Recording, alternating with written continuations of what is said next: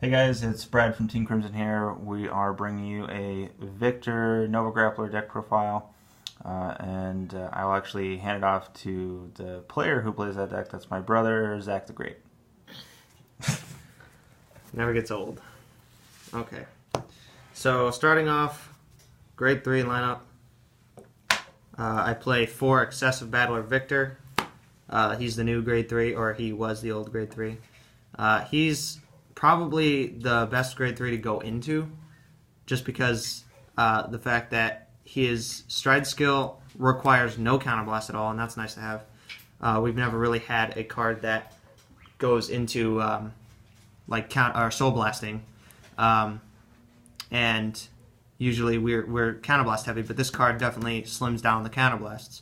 And then his G break 2 is very nice, adds power whenever he stands, which is also able to be used on the rearguard circle. So I've been in situations where I need to call him on a rearguard circle, and then it'll actually help me for the better, because he'll stand 2, maybe 3, 4 times sometimes and add tremendous amounts of power to the front row. Next, the other grade 3 I run is 4 copies of Extreme Battler Victor, the old one.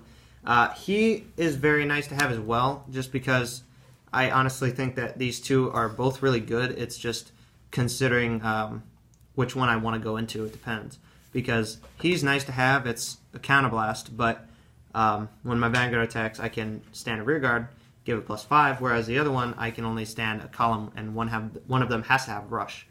And I've had situations where, like, I won't have grade 2 or grade 1 in that column, and I need to stand it, and neither one of them has rush, so I have no choice but to rely on other skills to stand them, or where I would like to have him. So he's still really nice to have, just as a backup. Moving on to grade 2s, I play, obviously, 4 copies of Sever Temper. Sever Temper is really nice. He is amazing. He's a promo, and his skills are pretty nice to have, just because that stackable 5k just on its own, that's very nice to have. And then the G-Break 1, I've run into situations where that really helps me. Front row rear guards that want to potentially attack my rear guards, I can get rid of them now. So if I get a grade 3, then they're gone, poof, unless they have resist, which in that case I can try to attack them and get them out of the way that way. I play 4 copies of Arbrail. Now, he is a counterblast soul blast, and he can only use that skill once after he's called, only once in the game. I sometimes want to exchange him for Cool Hank, just because he doesn't have to soul blast, and it's whenever he wants. Whenever he attacks, but the only problem that I run into is when I don't have something to boost it with. So this guy can attack on his own for 11 with his skill, and that can go straight for a Vanguard. Whereas Cool Hank, in order to get that stand ability, I have to have it boosting as well. So in that case, I just think he's better. Now this card is really nice to have for me as a player, but I know some people run other grade 3s, or grade 2s, my bad. Magical Spinner. Now, this one, it's okay. I run it again because I like to retire stuff. It's very nice to have for, once again, rearguards who want to attack my rearguard and get them out of the way.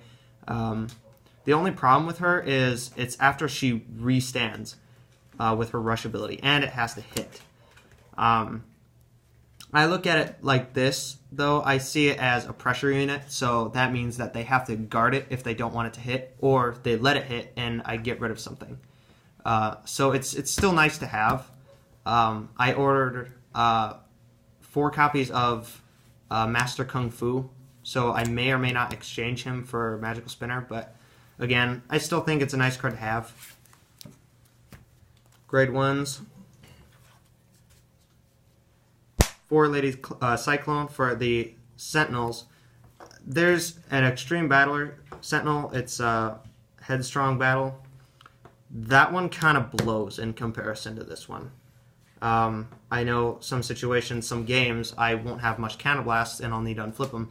This card unflips them, whereas that one makes you counterblast more. So just for this deck build, it's just nicer to have this one instead of Headstrong Battle. So yeah, and then obviously anyone could tell you 4 Stride Fogger. Then this is a busted card, just because it's also stackable. Extreme Battler Maliaki. It's whenever something stands in front of it, so I like to do that. I usually support it with Sever Temper, and then when Sever Temper restands, I pass this skill over to him, and he is a huge column attacking for a lot of power, and I like to have that sometimes. That means they have to drop a lot of cards from their hand, or usually they'll try to G-guard it, or maybe even Sentinel it, and that gets a perfect guard out of the way for maybe when a Vanguard attacks for a second time, like one I'll get into later. And then another one that people usually don't run, but I do like this one, Vanguard. I know people run Furious Puncher because that one I'm pretty sure adds 5,000 power when it restands or something like that. But this one, I like it just because it's something that, once again, it's like a pressure unit to me. When it's in the back row, or when it's attacking even, after it already stood with the rush ability, it can move into the soul, which helps out with my stride skills, and it also stands a unit with a rush ability. So that's really nice to have. Sometimes it'll get me that final attack that I need. And it's just a really good card. I feel like I already have enough power as it is, so I just need something that can restand even more. Finally, triggers. This may or may not upset some people. I'm not really sure. But I only run 4 criticals. Obviously, Break Pass, because its skill helps me draw and add more power whenever my Vanguard attacks. And I do run 8 draw triggers. Now this is the part that I'm going to explain. I run the 8 because I like to finish the game with my Ace Stride favorite champ, which obviously most people should be running in their deck by now. It just helps me draw into my combo cards, my grade 2s, my grade 1s for support, and then like possibly grade 3s to stride with, and also cards in my hand so I can, 1, guard attacks, and also I can drop cards from my hand for the cost of my main stride. And then obviously 4 hero triggers with skill, just in case I need to use it. I don't ever really use this card's skill because once again it's very specific. It's just something that you have to have, like no face-up damage or something like that, and it's just something that I've never had to use because the deck doesn't counterblast like ever. And obviously, like the best starter that we have for Extreme Battlers, Cabatron. He's very nice. He doesn't have to hit, and that's the best part about him, is whenever he boosts. It's after he boosts, counterblast, stand something +2, and sometimes that gets me up to the 11k attacks that I can hit a Vanguard and once again finish my opponent. Finally, the G Zone. I'm sure most people could tell you. Obviously, Meteor Kaiser Victor, play 4 of him. I usually try to get into him. He's my first stride. He's almost always my first stride, unless I need to use Seabreeze, which I'll get into him as well. And it's nice. His GB3 is really nice, so I'll try to usually G-guard and then stride into him. That way I can immediately get his GB3 off. And as well, if he hits, usually that early game, they almost definitely let it hit, so then I can stand another unit for basically free. I know some people play 4. I only run 2 of Victoplasma. He's still really good. He's nice to have. I don't really go into him that much anymore. But on the off chance that I need to use him, I will. He's still really nice to have, just as a backup. He's not the ace anymore. But yeah, he's just really nice to have as a backup card in case I want to restand, in case I want to be able to use more skills. And against me. Yeah. And Link Joker. Link Joker for sure. When I can't do favorite champ, it's just a restanding Vanguard. It's really nice to have. 2 of the Ace Stride. He's amazing. I love him.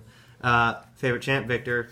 I didn't actually realize until it was explained to me that I can use him basically as many times as possible. He's not restricted to how many times I can restand or use his effects. So there have been multiple times, actually, where I have at least been able to get his skill off once. But then I have gone twice in one turn with restanding him, restanding the whole field. And he's really, really good. Only play 2 because basically as soon as you get into him, it's game over. You're done. Like, you're finished. So 2 of him, 1 as a backup, just in case one fails against those Kagero players. Sometimes even Link Joker, who will lock the back row with their G-guards. Good times. Kagero player. And then 1 copy of Tribrute, because he retires, and he's nice to have as a tech card. 1 copy of Dryger. He has helped me at least once. Twice I've used him, I believe, but I think he's never really finished a game for me. But that's also because I mess up. But he is still really, really good. He's crazy. Restanding everything. They can all attack again. And then he gets a lot of power. But it's nice to have. It's only really, really good for all that power to gain onto him if your opponent doesn't have a Sentinel. So he's just good to use. You have to keep an eye out for those Sentinels. But he is definitely the backup ace. And then 1 copy of Snow Element Blyza. He is another tech card. He's just in there as a backup in case I run into the issue of not being able to use Seabreeze. And I'll just counterblast and choose up any face up or flip him over and then gain a lot of power. Once again, I'll really only use him when I know my opponent doesn't have a perfect guard. And he just flips over him because if I don't use him, then why is he there? You know, it's better to have something in case. That way you can still get an effect out of it without actually completely wasting him. And then 2 copies of Gundreed. I use his skill. He's rare that I get to use his skill because the deck doesn't really counterblast. And most of the time that I do use my counterblast, it's for late game, basically when I'm finishing off my opponent anyway. And then 2 copies of Unior. The only skill that I really get off with this one is the Soul Charge 2. The Unflipping 2, it's too specific. We never really have no face-up damage. No face-up damage. So it's just, I usually use him in case I've used my excessive Battler Victor too many times and I don't have any soul left and I need more soul. So he's nice to have as a backup. And I know why I use him instead of some Cray Elementals. I know there's some that are nice. I'm thinking the Dark Element one because I think it gives resist to a rear guard, and that's nice to have too. But from my experience, it's just this guy helped me out a lot more. Because when I want to use if I was to use the Dark Element, it would be on my opponent's turn, and sure, it would give my rear guard resist, but at the same time, if they were just to attack it, then there's kind of no point. I know against people like Kagero and Lock, when they're on the offensive, they can lock it, but most of the time, when I'm playing lock decks, they'll have already locked it before I can G-guard. So it's kind of just like, what do you want to use more kind of thing. Right now, it's Unior for me. But that's it for the deck profile. Quick question. Just because I know I'm throwing this out there, just because I'd like to hear your thoughts about it. I know this is a tech choice. What are your thoughts about the Hedgehog? Because that's the more commonly used thing. So, and I know this is something you prefer more, but what are your thoughts about the Hedgehog? Honestly, I call it Sonic the Hedgehog. I would go into Hedgehog. It's still nice to have. It's just sometimes I look at it and I think that it's just the 8K. If I don't have boosts, which most of the time I don't with this deck, for some reason I either guard with ones or I just don't draw into them. But then, yeah, it's an 8K, so it can't really attack anything. Usually my opponent is playing with either 10Ks, 9Ks, or obviously the Vanguard, which is almost always at 11. So it's just like, if I don't have anything to boost, it's kind of wasted, unless I restand it, so it would be a pointless attack. But I do know why. It's a good card. It's really nice to have. It's a draw card, and I'm pretty sure it also unflips damage. I think so. Yeah. So I know why people play it, and yeah, believe me, if you wanted to do that, be my guest. Like, that's a good choice. It's just me, preferably, I just use her for now. I might even make that choice myself. All right, well, that's it, guys. That's it from us. Please like and subscribe, and we will catch you next time.